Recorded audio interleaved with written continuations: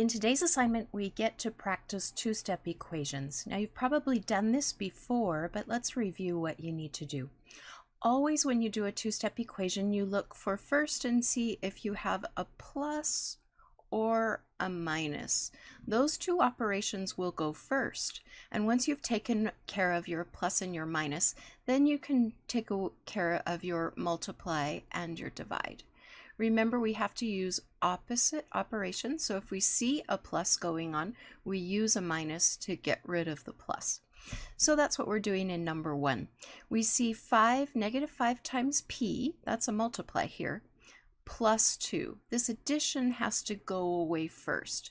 So the way we get rid of adding 2 is to subtract 2. So underneath this we'll put minus 2, and if we do a minus 2 on the left side of the equal sign, you go to the right side of the equal sign and you subtract 2. So you're going to end up taking 2 away from negative 43 on that right hand side. Draw a line because you're done with that step, and then you can cross out the 2 minus 2 because 2 minus 2 is 0, so it's gone. Now negative 5p is the only thing you have here on the left hand side, so bring that down. And the equal sign always comes down, and the negative 43 minus 2 becomes negative 45. Just to bring you over to the Desmos scientific calculator, if you didn't know that subtraction fact, you could make sure everything's cleared and then put in negative 43 and then take away 2 from that. And you can see that the answer is here at negative 45. Okay, so we're done with that step. Now we can look at getting rid of the very last thing, which is that negative 5. The negative 5 is multiplied by the p. You know, because there's nothing in between, and if there's nothing in between a number and a variable, like a letter like p, there's really little times sign. I'm signifying that with a dot. But if there is a multiply there, remember the opposite of multiply is divide. So you're going to divide away your negative 5 on the left side, and then if you do it on the left, you're going to do it on the right too. So negative 5 divides away on both sides. Negative 5 divided by negative 5. Anything divided by itself is 1. So let's cross out those negative 5s. It becomes 1p. I'm not going to write the 1 because we know if there's nothing there by the letter, there really is a 1. So I don't have to write it. So I'm just going to have p equals, and negative 45 divided by negative 5 is 9. It's going to be a positive 9, remember, because a negative divided by a negative is a positive. Now that's done. P equals 9. Number 3 is a lot like number 1, so I won't do that for you, but number 5 looks a little different. It's still the same kind of problem, but the variable is on the right-hand side now. We see the plus right here. And remember, the addition signs in this kind of a problem have to go first. And the opposite of plus is minus. So to get rid of that plus 8, we're going to subtract 8 from both sides. Now I won't subtract 8 from this negative 7 right here because that's not the other side of the equal sign. The equal sign is here, and the other side is the negative 48. So to balance it, I come to the other side and put a minus 8 under the negative 48. Then draw a line because you're done with that step. 8 minus 8 is 0, so cross it out. Don't have to worry about that, it's gone. Negative 7a is the only thing left on the right-hand side, so bring it down. The equal sign always comes down. And negative 48 minus 8 is negative 56. You can feel free to use your Desmos scientific calculator. 56, not 58. Let's fix that. Okay. All right, use your imagination. That's really a 56 there. Okay, now I want to get this a all alone, so I want to get rid of that negative 7. Remember, in between a number and a variable, there always is a little time sign. So the opposite of times is divide. I'm going to divide away, there's my divide sign, that negative 7. It's going. And if I divide away a negative 7, I'm going to write negative 7 over here.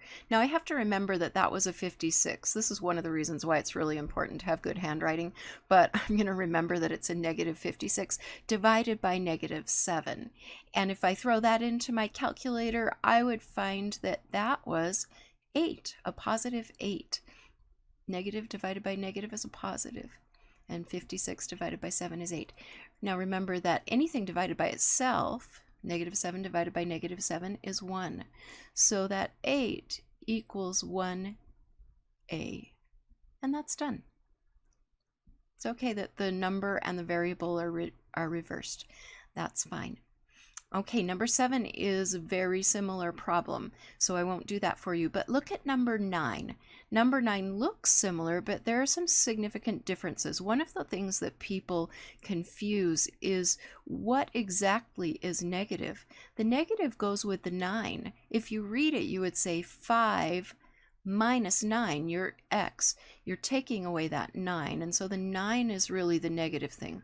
The 5 is the positive thing, and that's important to understand so that you apply the right operation to it. The opposite of a positive 5 is negative 5. So let's throw a negative 5 under there because we want it to go away. So we're adding its opposite. And if we subtract 5 from the left, we go ahead and do it from the right.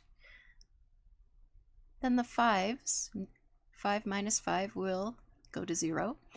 I have a negative 9x left here on the left-hand side, so bring it down as negative 9x. That is the trick to a problem that looks like this. Negative 94, take away 5, would be negative 99. And if the negatives are hard for you, use your calculator. Negative 9 times x, remember there's a little times in between the number and the variable. So you're going to want to divide away the negative 9. And go ahead and do it on both sides. Divide away the negative 9. Negative 9 divided by negative 9, anything divided by itself is 1. So that's 1x. I'm just going to write x because we know that's 1 right there. We don't have to write it. Negative 99 divided by negative 9 is a positive 11. And again, if the negatives mess you up, use your calculator. Okay, number 11 is kind of a different looking little problem, but it is the same idea as we have been working on. We have two operations here. We have a 3 being added to the variable, and we also have the variable being divided by a negative 6. Remember the rule, if you have a plus or a minus in this kind of a problem, it's going to go away first. So the opposite of adding 3 is take away 3. And then we're going to take away 3 on both sides. Go to the other side of the equal sign. 3 minus 3 is 0, so you can cross that out and not worry about it. Bring down your m divided by negative 6. And then do the math on the right-hand side. 6 minus 3 is 3. And now the only difference in this problem, a lot of times kids look at this and they get really freaked out because this looks a lot different. But it just is a divide. And if we go back up here to our notes, we remember that the divide, its opposite is times. And so I need to multiply by the thing I want to go away. I want this negative 6 to go away. So I'm going to multiply by the negative 6. Parentheses in algebra often means multiply. So I'm going to put this parentheses, negative 6, beside the m, and then I can do the same thing, parentheses, negative 6, beside the 3, because you always do the same thing on the left as you do on the right. Now what this means is it's negative 6 divided by a negative 6, which, just like in the problems we did before, anything divided by itself is 1. So on the right-hand side, sorry, on the left-hand side, it's really just a 1m now, and I do 3 times negative 6, and I get negative 18. So m equals negative 18. And that's how you do a problem like that. Number 13 is a lot like number 11, so I'll let you follow just this template. The only difference here is that you, after you would take away the 10, you would multiply by a positive 15 because this 15 that you wanted to go away is a positive. Okay, now let's look at number 15. This one looks even a little more different, and it is kind of different. Before, in all the problems we've worked, I've told you that if you see a subtraction or an add, you do it first, but we have a little bit of a problem. We actually can't get to that subtraction to do it first because it has a division sign that we're dividing right here by the whole thing. And so to be able to even get to that -1, first I have to get rid of this 4, this -4 that's being divided by that whole expression up top. So to get rid of a divide, do its opposite.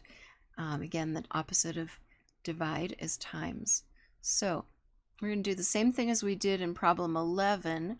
We are going to put a parentheses, and I'm going to put in that multiplied by the number I want to get rid of, that -4. -4 divided by -4 is going to be 1. But before we cross those out, let's do this, because sometimes we forget whatever we did on the left-hand side we need to do on the right.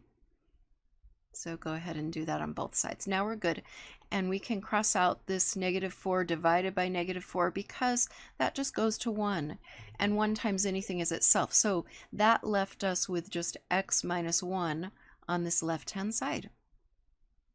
So it's getting a little bit simpler with every step. -2 times -4 is positive 8. Negative times a negative is positive. And then this is just a little one step like we did in our last assignment. If we want to get rid of a minus, we need to do addition. So we're going to add 1 to both sides. Then 1 minus 1 is 0. X is left alone on that left-hand side.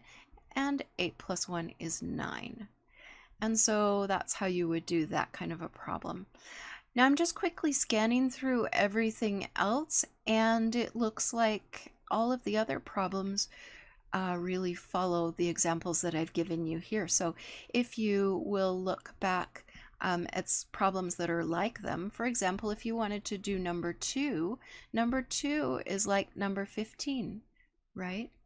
If you wanted to do number 4 is a lot like number 11, and so on. So you can find problems that are examples, so you can work through the whole thing.